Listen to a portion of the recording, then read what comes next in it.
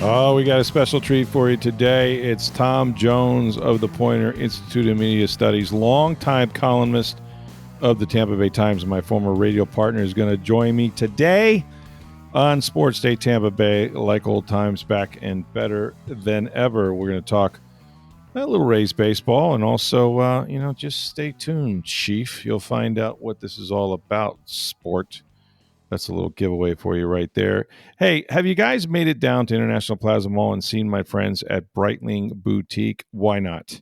Okay. You want to talk about one of the greatest Swiss watchmakers in history, really. The Breitling company's been in business now for over 140 something years.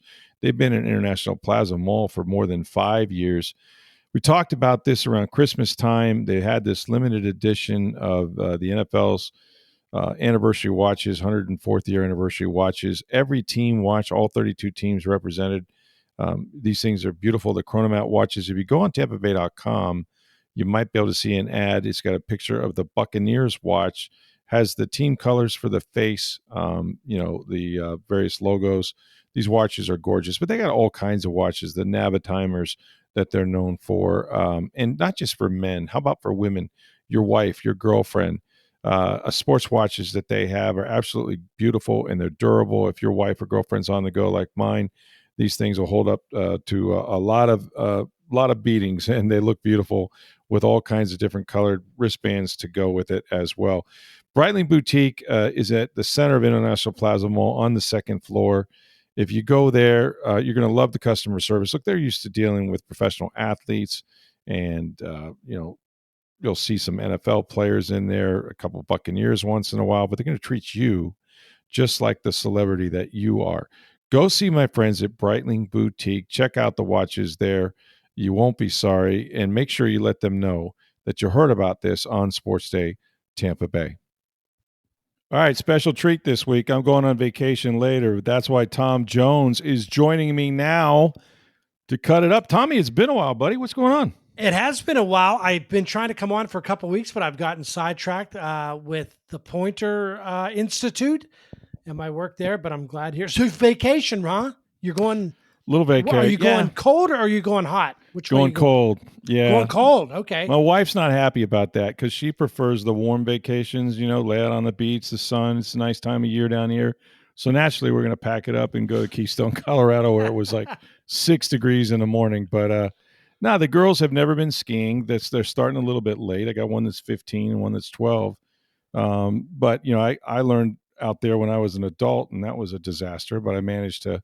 It's not really skiing. It's more like falling with style. It's the old, Right, Buzz Lightyear line.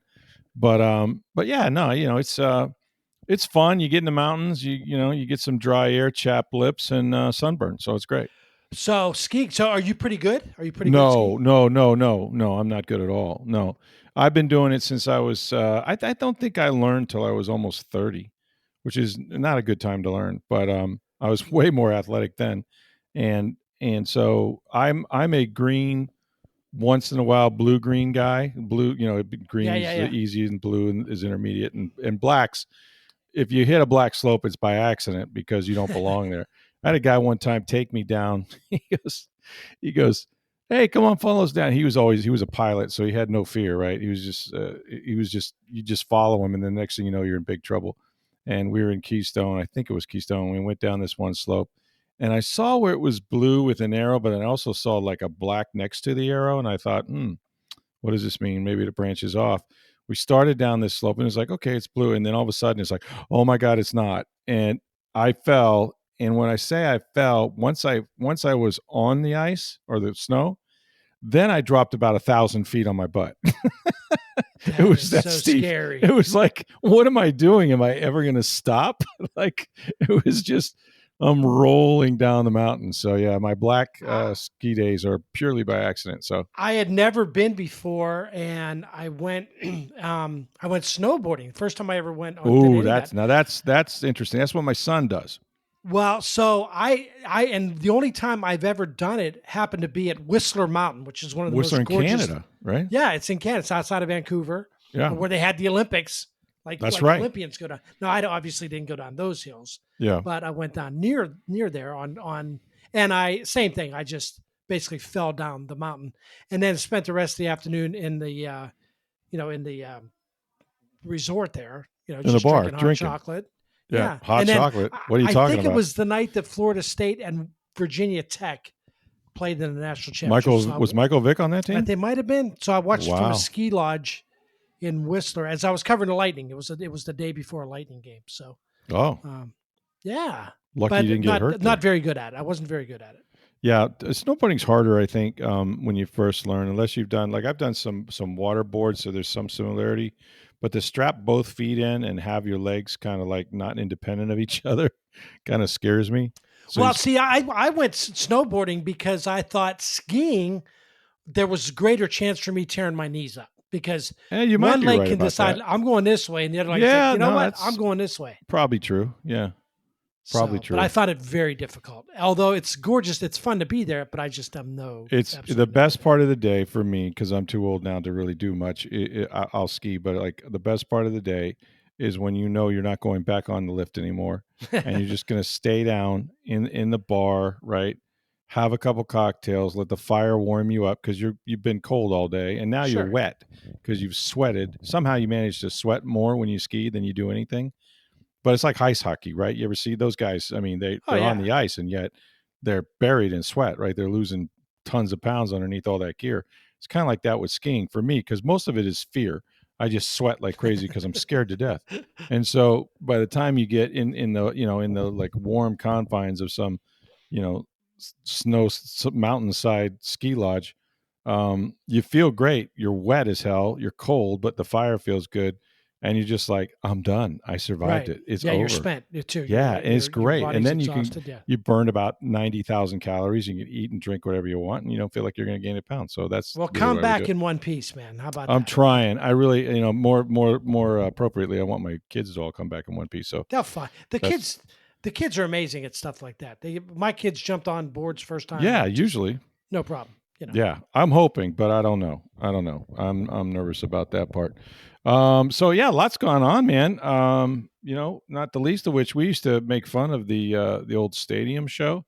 When you had nothing to talk about, it was should Pete Rose be in the Hall of Fame? Well, he's dead now. Okay, so we can't Well, do that. we're still arguing about that apparently. But 47's trying to put him in, from what I understand. But yeah, that's well, another.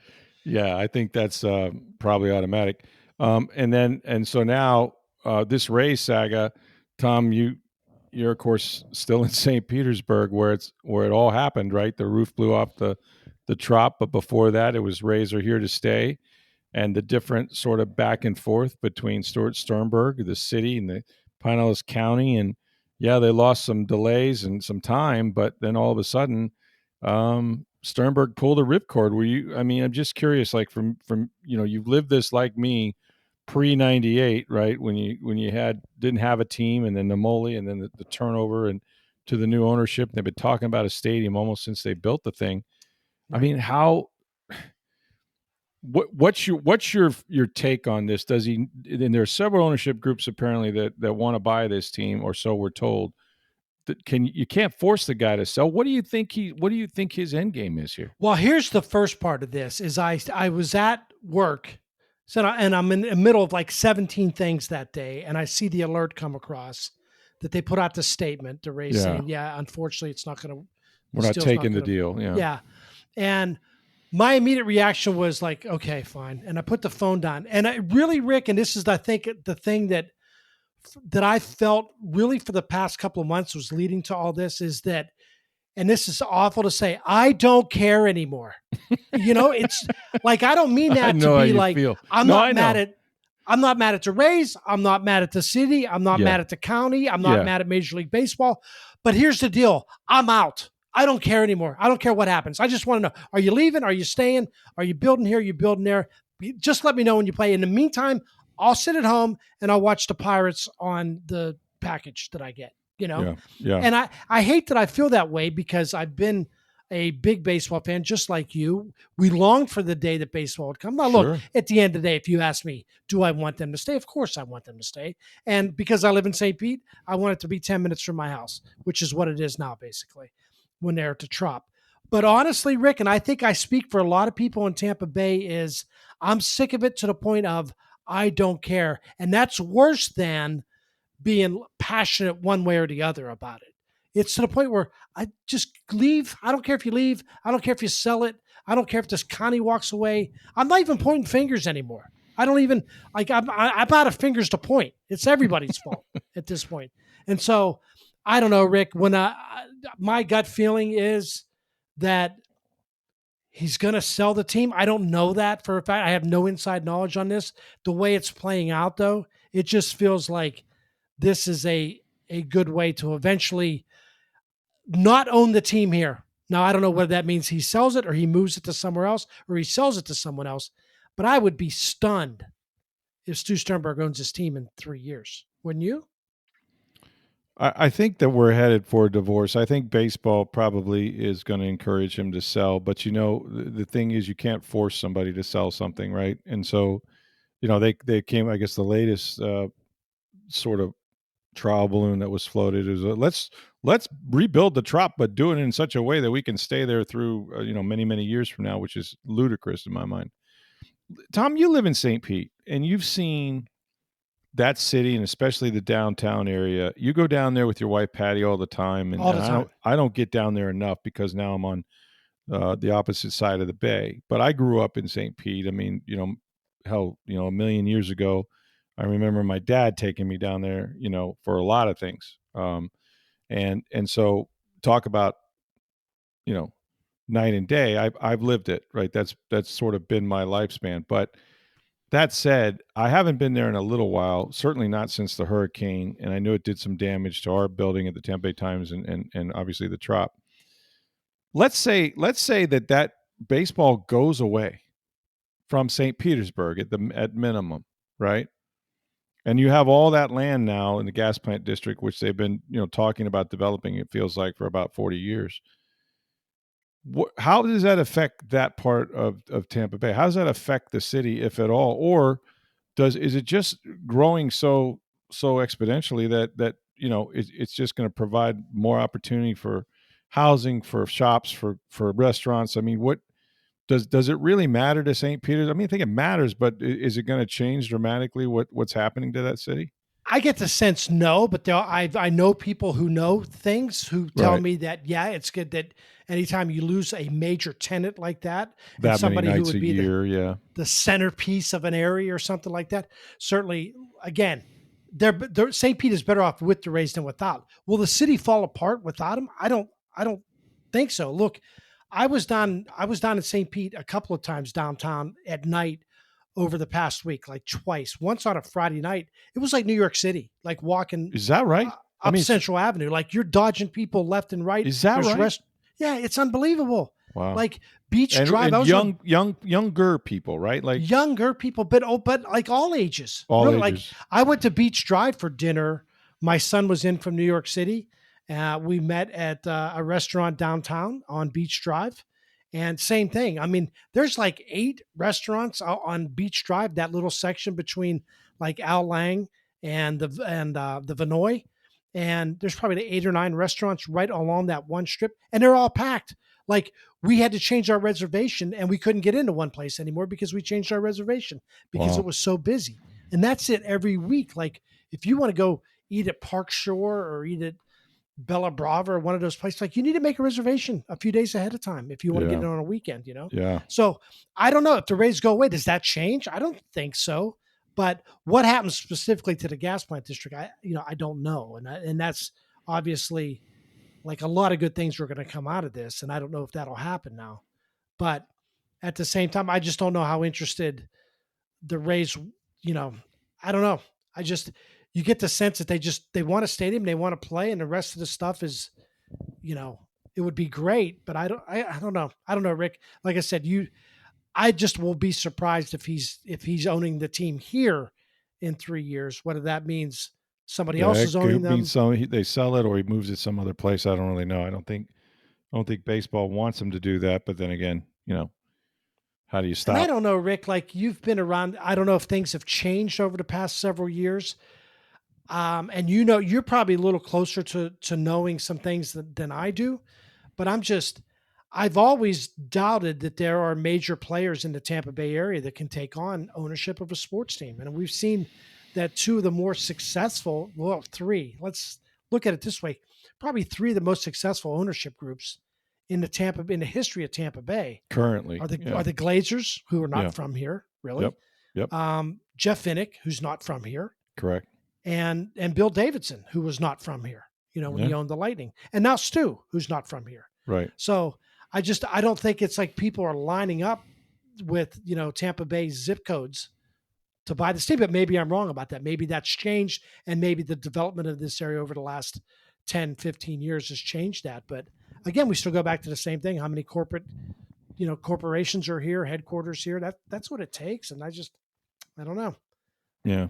I just don't know. But all I know is I'm sick of it. Aren't you sick of it? Yeah, I'm sick of it. I mean, I am. It's kind of like, it's a lot of things in this world I'm tired of. What's the TV station we're going to watch for the rest of our lives?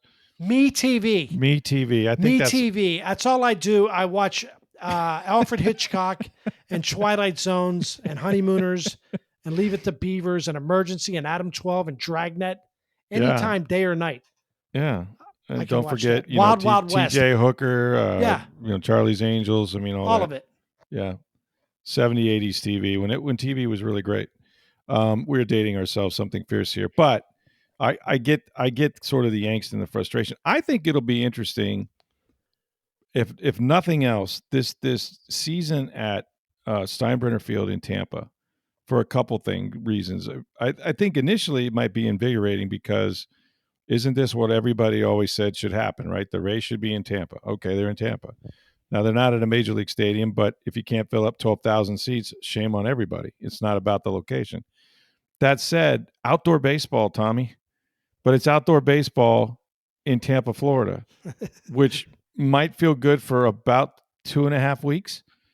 And then I'm telling you, that Saturday day game, man, that's coming when it's, 95 degrees at sunset.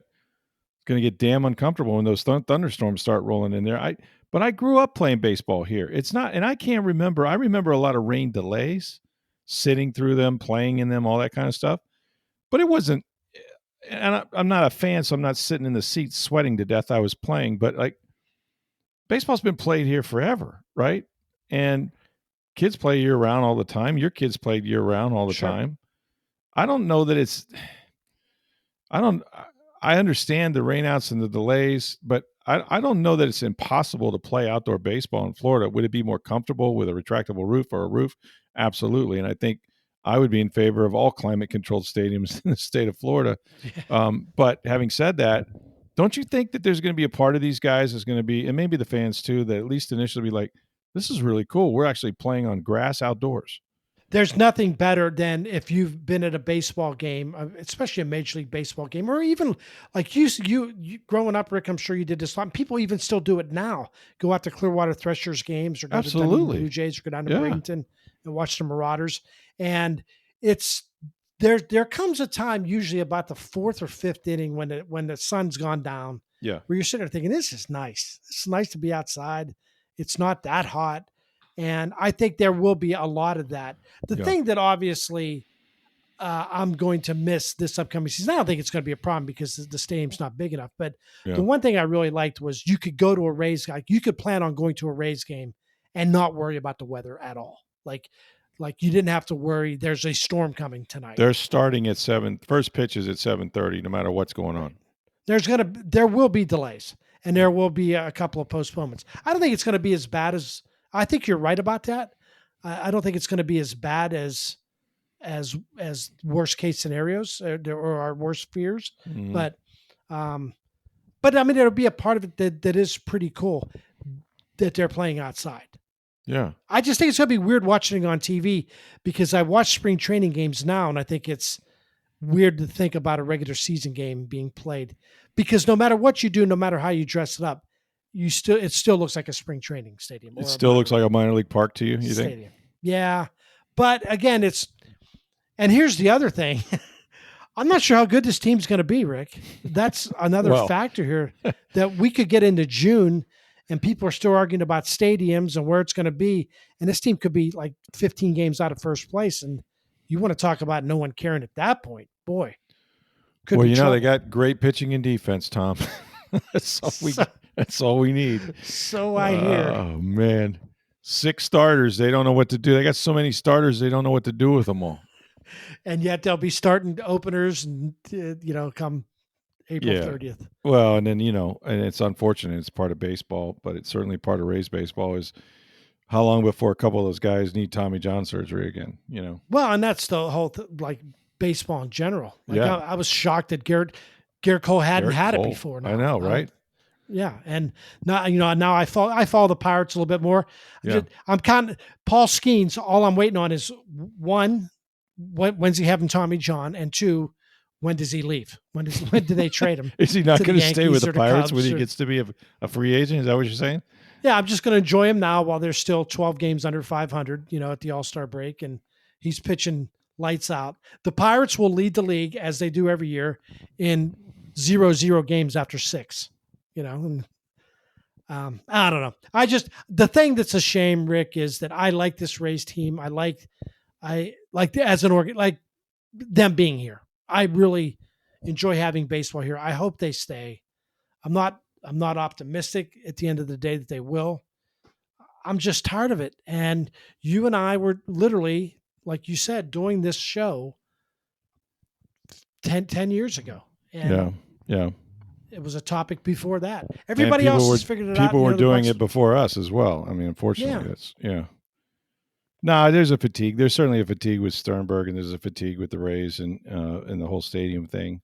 Talk about Paul Skeen, by the way. Is anybody going better than him really right now? No. Olivia Dunn, I guess, is his girlfriend, right? Yeah. And this guy, I mean, have you seen a guy who can consistently throw over 100 miles an hour more than him? I've never seen. It's effortless. It looks effortless. Baseball the way it is today too, Rick, is I think I saw a stat the other day. I wish I could run it back, but I can't. But you would have been blown away by how many triple-digit pitches there were in baseball last season. Like a ridiculous number, like in the thousands, I believe. Like pitches that reached 100 miles per hour, and there was a time where that was almost unheard of. You and I remember. And again, we're dating ourselves. That's okay. Well, you and I remember when a guy named J.R. Richard, remember him? Yeah. Houston Astros. Seemed to be the guy that could throw over 100 more consistently than almost anybody in the majors. And you're right.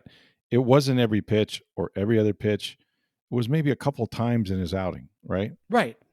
He might be consistently mid to upper 90s, but then every once in a while, be like, oh my God, he hit. And that was like a headline, right? Like, dude throws 100-mile-an-hour pitch.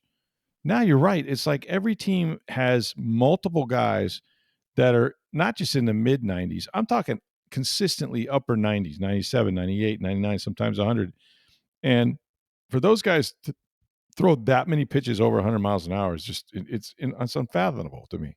You watch a game now and you see a reliever come in. And if I told you like you're going to draft somebody or you traded for somebody and he's a mid relief, late relief guy, and his fastball tops out at like 95.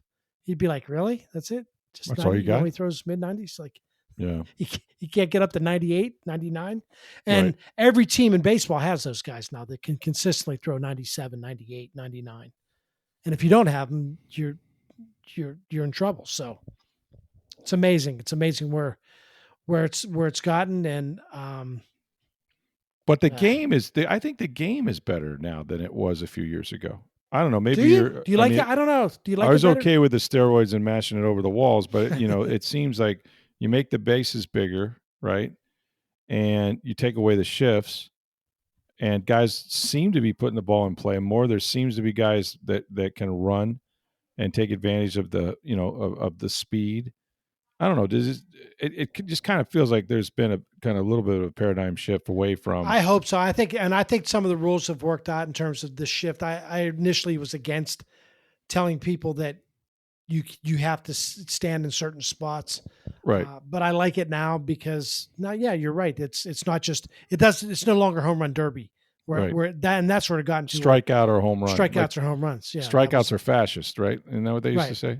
Bull Durham. You know what I hold it like an egg. You know what I don't like? Here's a new rule I don't like. I don't like this electronic umpire thing. Really? Don't want it. I wish You'd rather Angel see Hernandez was bad still umpiring and let guys get mad because they missed a Yeah. pitch outside? Yeah, I don't want to see somebody like wiggling their finger and like, oh, check it. And then the thing says, yeah, it was a strike or no, it was a ball. I want arguments. I want guys ejected. I want guys I wish Angel Hernandez was still an umpire because that would tell me there's anything. You're sitting there watching a game in June, late night, Dodgers Giants. It's 4-1 in the fifth, but there's nothing else on. And so you're stuck watching it. And it was always good for, well, Angel Hernandez is here. There might be a CB Buckner is here. There might be a dust up here. I'll keep watching. Way to name now we're the not gonna worst have it two anymore umpires in baseball. That was nice, Tom. It was CB awesome. Buckner. I loved it. I loved watching I like watching. That guy had to quit mid-season. He was so bad. I'll go on YouTube now. One of the things I'll entertain myself with when I'm looking for like a little escapism. Between Wii TV commercials? Yeah. Is I go and I watch ejections like from 2010. Oh, God. Like every Bob Davidson ejection from 2010, like that stuff. I love that stuff, and I can't get enough of it. And I'm sad that those days may go away if we go to. Was it Earl Weaver that would use the bill of his cap to peck the guy and then eventually have to turn it around? Yeah. And we're not going to have that anymore. Joe Girardi wagging his finger and Aaron Boone arguing every 20 minutes, fighting for his pitcher. Aaron Boone's going to pop off no matter what. Doesn't matter. I hope so. Here's the thing, though. Like you make a good point because you watch. The technology has been there for a while. They just haven't used it in baseball and convinced. And I'm still of the mind that I still don't know why the NFL, this $1 trillion business, still has two old guys in striped shirts, a chain, and to try to determine if a guy made a first down. Like that's insane to me. I guess they're going to try to mend that somehow with technology. But like tennis has done this now for a number of years. With Cyclops, they can tell if it's one hair. It's unbelievable. One fuzz off the ball out of bounds, if it's off the line or whatnot. But what would John McEnroe have been if he couldn't argue with a line judge or the chair umpire, right? Like how entertaining was that, right? And now they would have to say, John, calm down. Here comes the Cyclops ruling, right? Right. And I think it actually made him a better player at times. I do too, because it would fire him up. He used it to motivate himself. Yeah. Here I'll tell you where I think technology's gone a little bit too far, Rick, is in the NHL. I covered the NHL for a long time. Right. It drives me crazy that they'll look at 7 camera angles and they'll take 3 minutes to see if a player is a half an inch offsides. Offsides, yeah. On a play that even if he was offsides, did not impact. Didn't factor it at all. Yeah. At all. And that's the thing that I wish they would go back to no, we're just going to have the linesman call it. Right. And if a guy's an inch off, don't blame the linesman, blame the defenseman for not getting back or for getting caught up ice and not getting back, or the goalie for giving up a bad goal. It had nothing to do with the guy's skate blade being offsides by an inch. Yeah. That, and I watched a college basketball game the other day. I think it was Wisconsin and Michigan, and Wisconsin lost, but that didn't make my wife happy. But anyway, at the end of the game, the last 4 or maybe 5 possessions, or maybe it was just like 4 straight plays, the ball was knocked out of bounds. And I guess inside it, I'm trying to follow along the college basketball rules, but inside of 2 minutes, it's a review. The officials go over to see who the ball went off of. I swear to God, it took 20 minutes to play the last minute and a half of this basketball game. And I can't tell on it. Even after the replay, I can't tell who it went off. Sometimes you can't tell at all. So just go by what the guy saw on the floor, right? Somehow we managed to do it for, I don't know, 100 years or wherever. As soon as we whenever they nailed the peach basket up. Yeah. I played, Rick, you and I played in some of the most intense pickup basketball games that we've ever seen, either outdoors talk about being outside when it's 95 degrees, playing on cement. I remember putting John Peel, wherever you are, John, in a tub afterwards in ice just to cool him down. I remember that. We used to play games. In the summer, we would go over, and there was a YMCA connected to the Times, and we go over there and play it. The most intense games ever, and we didn't argue about who the ball went off of. All right, I think it went off of me. Is it off of you? Yeah, I think it was off you. Okay. And I get it. They're playing for a little more. There's a little more at stake, of course, than our YMCA halftime lunchtime game. Well, I'm not sure about But that. and the other thing too is when they review fouls, where they challenge fouls, and I look at it, I'm like, yeah, it could go either way. Yeah, the guy was kind of leaning in, but he was also not. I just I just don't understand that's where I think technology has gone a little too far Yeah. with. No, But the hockey ones drive me crazy. I'm good with goals. Look at a goal, puck cross the line or not. I'm good with that. the But other the thing offsides is about ridiculous. the technology too, like, and this is in baseball, which drives me a little nuts, is when a guy steals a base or he slides into a base, and maybe he comes off the bag for like, I don't know, you could slip a playing card underneath his Right. cleat, right? But the guy has the glove on, and only in replay could you determine that yes, indeed, his one spike was removed from the bag for a nanosecond, and I'll he's give you out. another one. And Rick, you played middle infield, so you know this very well. Used to cover, I'm sure, on steals a lot. And I bet you when the throw came down and you were playing second or short or whatever, that you touched the base runner maybe half the time, you know?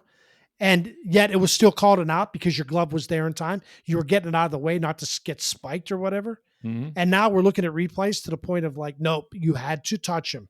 You absolutely have. Or Or you you think touched him a about, little too high, or yeah, yeah, right.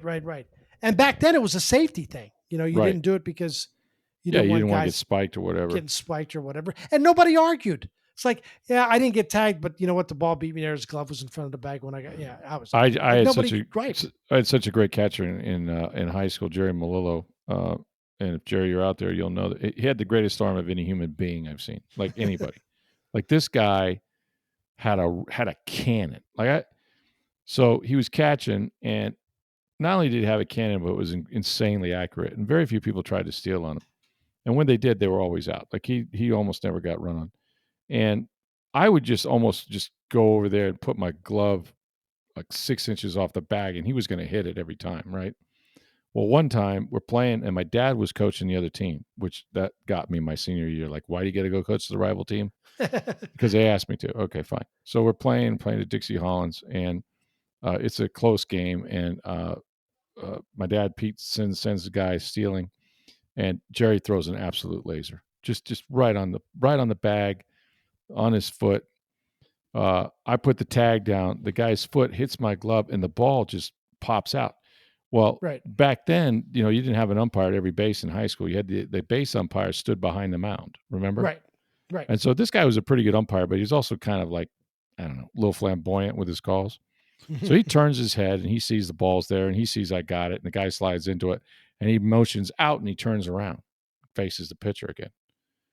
Well, that ball rolled halfway to shortstop after it hit my glove, and the guy kicked it out. I walked over there, picked up the ball, rolled it back to the mound, but there was no replay. The home plate umpire didn't see it, and they called the guy out. And my dad lost his mind that day, arguing with the umpires. But it was entertaining, and I got one over on him, and that was part of the game, right? It's That was part of fun. the game, part of the gamesmanship, if you will. Like, did the ball, and there was another game we were playing. It might have been against the same team when I was younger, and I was playing the outfield back then. I think it was a sophomore. Guy hits one over the fence at Dixie, and Dixie, the left field fence, the back, it was the back of the football field stands, right? Was over the left field fence. So it went over the fence, but it hit the stands and came back in the field of play. I throw it to second base. Throw it in. That's that. Throw it in. It's a home run. But nobody saw it that way, at least not the umpires, and they argued like crazy. But you know what? We got over on them. I like that part of baseball. I thought it was kind of fun, Absolutely. It's not a And I'm clean telling you, game. we're ruining it with all this technology and here's the problem, and this is what it comes down to, Rick, is that none of these leagues with as much money as at stake and There's with so everything much at at stake. Yeah. you don't want literally as 40 million people are watching a And they all see Sunday it. night game. Yep. 40 million people saying that guy was out of bounds, and one guy on planet Earth who didn't see it made the call. Yes. And so that's why we have this technology. Once we got, the HD TVs and the better cameras and the slow motion and all of that, it was over, right? Because you couldn't even convince people. They saw I it in wonder real if time. we could go back through history, Rick, if we had those Oh. moments, how many games we could change the outcome of. Oh, because man. there was an interception that we didn't even, because there are a million games, almost every game there's a turnover in a game where you're like, oh, that's an interception. And then you look at the replay and it's like, ooh, maybe the tip of the ball. Oh, Jim, the tip of the ball. Here we go, Jim. Here we go, Jim, the tip of the ball. Ooh, this might go. Let's bring in, Gene, what do you think? Gene Sarator. But I wonder how many games we could actually go back and probably change the outcome of had we had replay then. Tony? Yeah, no, it would be fun to try to do that, and I'm sure somebody probably will. Well, this is great. I want to talk to you more about the NFL, about what's going on, not just with the Bucs, but with free agency and all of that. And your Pittsburgh Steelers trying to find a quarterback. Oh. Good Lord. Does anybody want to quarterback the Steelers? Terry Bradshaw. He's going to leave Fox and he's coming back. I tell you, I think I still got another game. Chuck Noll coaches me. That's good. He might that's come back. A good one, man. You just added that one. Yeah, I've been working on it. I talked to Terry. That's not bad. That's not bad. If you talk to Terry Bradshaw for 20 minutes, everybody can do Terry Bradshaw. He was just not everybody. That's a good one. You got that one down now too. If I had Bum Phillips, I just need somebody putting their arms around me. I argue with Chuck all the time. But he was. I just did one time, Chuck. Just tell me you like me. Just tell me you love me, Chuck. Just tell me you love me. Oh my gosh, that's good, Rick. Oh, he's too much. Anyway, thanks, Tommy. Great being with you. We'll do it tomorrow. Sounds great. All right, my thanks to Tom Jones. You know what? This was so nice. We should do it twice. We'll have Tom back tomorrow to talk a little NFL football and what the heck's going on with that Steelers quarterback situation, as well as what is the secret sauce to winning a championship. Tom has covered a lot of championship teams.